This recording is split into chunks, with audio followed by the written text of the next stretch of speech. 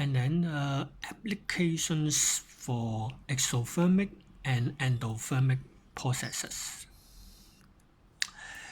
Exothermic is heat releasing process. Endothermic is heat absorb process. We have a in figure 3.11 hot pack. The hot pack is calcium chloride dissolved in water releasing heat. And the delta H is negative sign. The heat release help for increasing blood circulation, and it is used to treat the muscular fatigue. And then in the figure 3.12, it is the cold pack. Usually the ammonium nitrate is explosive, and it is a short explosive, and it can dissolve in water, and the heat is absorbed, so it is cool down the surroundings. And it is used to treat the injury in sports and reducing blood circulation and reducing swelling.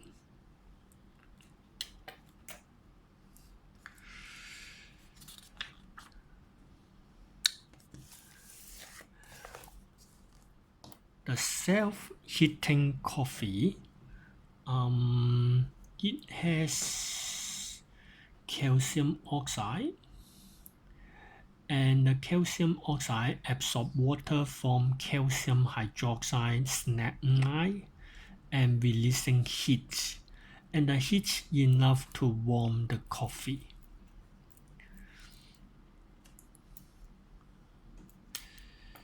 Okay, now why some reaction is exothermic while some are endothermic? We can explain it simply by using the bonds, chemical bonds. And page 13, consider H2 and O2 hydrogen burns in oxygen form water. During the reaction, there is two molecules of hydrogen reacting one molecule of O2. The HH is covalent singly, and the OO is double covalent bond.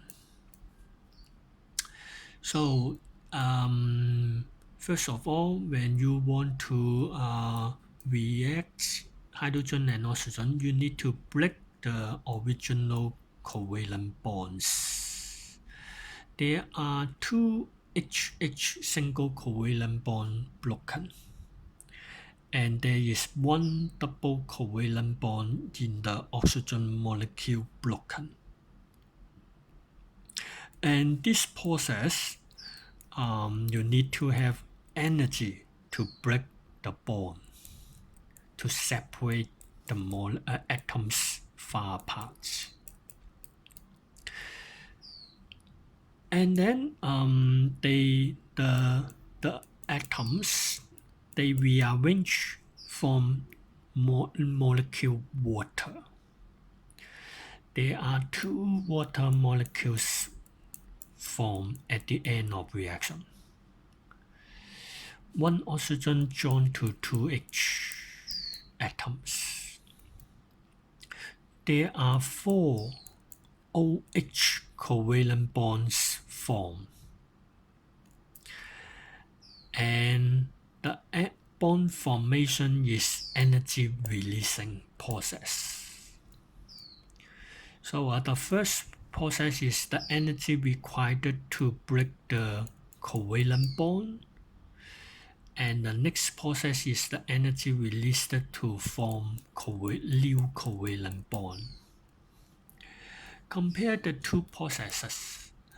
If the energy released from the bond formation is greater than the energy required to break the covalent bonds, there is a overall energy releasing exothermic reaction. So for the exothermic reaction, it is because of the reason that the energy released in bond forming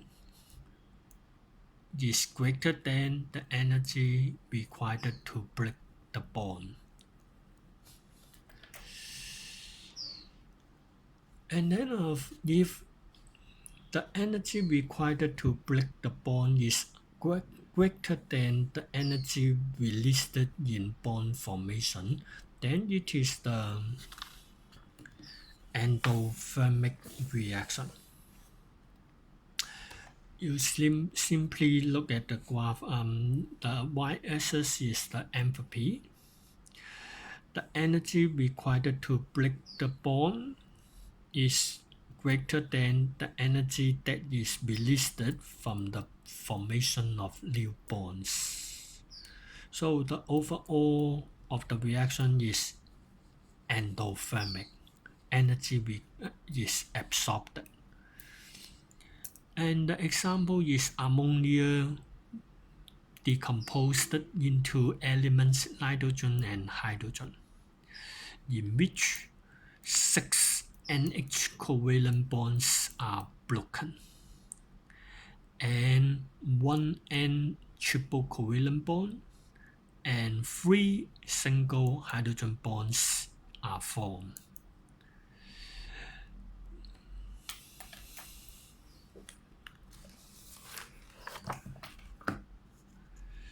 Okay, page 15, Fermi reaction. It is a highly exothermic reaction in which the reactive metal aluminium is used to react with the iron-free oxide. Aluminium, more reactive metal, displaces the iron from this oxide to metal iron. And the iron at this reaction, it is molten liquid metal, and it is used to join the railway track together.